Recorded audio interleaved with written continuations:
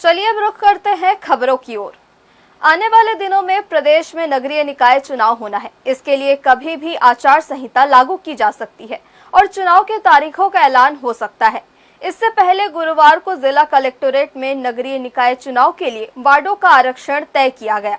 आरक्षण की पूरी प्रक्रिया सृजन कक्ष में संपन्न हुई, जिसके बाद रायगढ़ नगर निगम के लिए भी वार्डों के आरक्षण की स्थिति स्पष्ट हो गई है।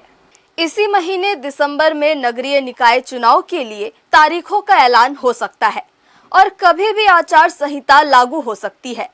यूं तो कांग्रेस और भाजपा दोनों ही राजनीतिक दलों की ओर से इसके लिए पहले से ही तैयारियां शुरू कर दी गई है और अब उन्हें मात्र चुनाव के तारीखों के ऐलान का इंतजार है।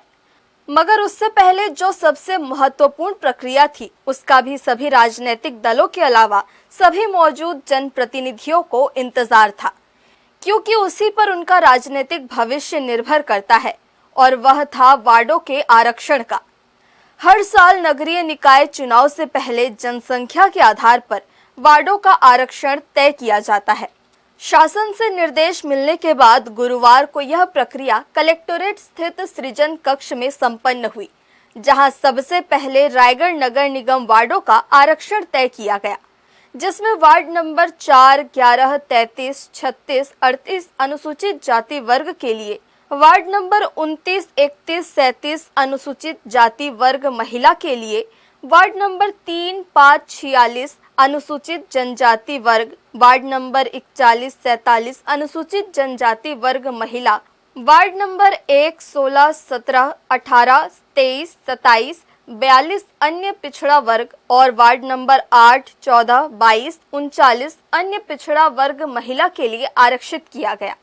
तो वही वार्ड नंबर 7, 9, 10, 12, 13, 15, 19, 20, 21, 24, 28, 30, 32, 34, 43, 45, 48 सामान्य वर्ग और वार्ड नंबर 2, 6, 25, 26, 35, 40, 44 सामान्य वर्ग महिला के लिए आरक्षित कर दिया गया है। आज हमारे रायगढ़ जिले में 7 नगरीय निकाय हैं। सभी 7 नगरीय निकायों का शासन से जो नोटिफिकेशन आई है उसके अनुरूप वार्ड्स का आरक्षण हुआ है। वार्ड्स का आरक्षण SC, ST, OBC, अनरिजर्व और इनके अंदर 1/3 महिला का आरक्षण। इस प्रकार पूरा आरक्षण 2024 की स्थिति में किया गया है और इसमें बड़े ही डिटेल्ड जो रूल्स आए हुए थे उसके अनुरूप किया गया। सभी को ये सारे जनप्रतिनिधि अमूमन सभी नगरीय निकायों के जिनको दिलचस्पी है वो आए थे और पारी पारी से जैसे उनका होता जा रहा था सुन के निकलते जा रहे थे।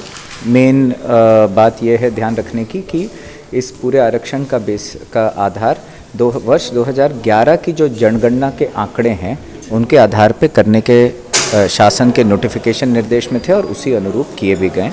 पूरी प्रक्रिया की वीडियोग्राफी हुई है और सभी आपके, मेरे और सारे जनप्रतिनिधियों के समक्ष खुले में की गई है और मैं सभी का धन्यवाद देता हूं कि सहयोगात्मक रवैये से हुआ है। सारा वार्ड आरक्षण पूर्ण हो चुका है, जस्ट अभी ख़त्म हुआ है और इसका एक कंसोलिडेटेड एक फॉर्मेट में जो जानकारी निकलती है बड़ी शीघ्र ही आप सबके साथ भी शेयर कर लीजिए। रायगढ़ नगर निगम हमारे पास एक है, हमारे पास खरसिया नगर पालिका है और शेष 5 नगर पंचायत हैं, जिसमें कि किरोड़ीमल नगर, लेलूंगा, घरघोड़ा, धर्मजयगढ़ और पुसौर।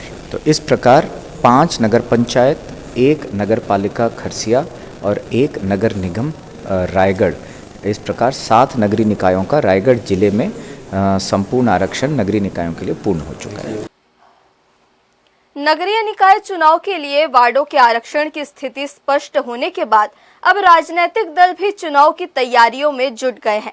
हालांकि इस आरक्षण की कैंची ने कई जनप्रतिनिधियों की राजनीतिक पतंग की डोर को भी काट दिया है, जिसके चलते अब उन्हें दूसरी जगह मैदान तलाशनी पड़ सकती है। फिलहाल आरक्षण की स्थिति तय होने के बाद अब राजनीतिक दल चुनावी मंथन में जुट गए हैं।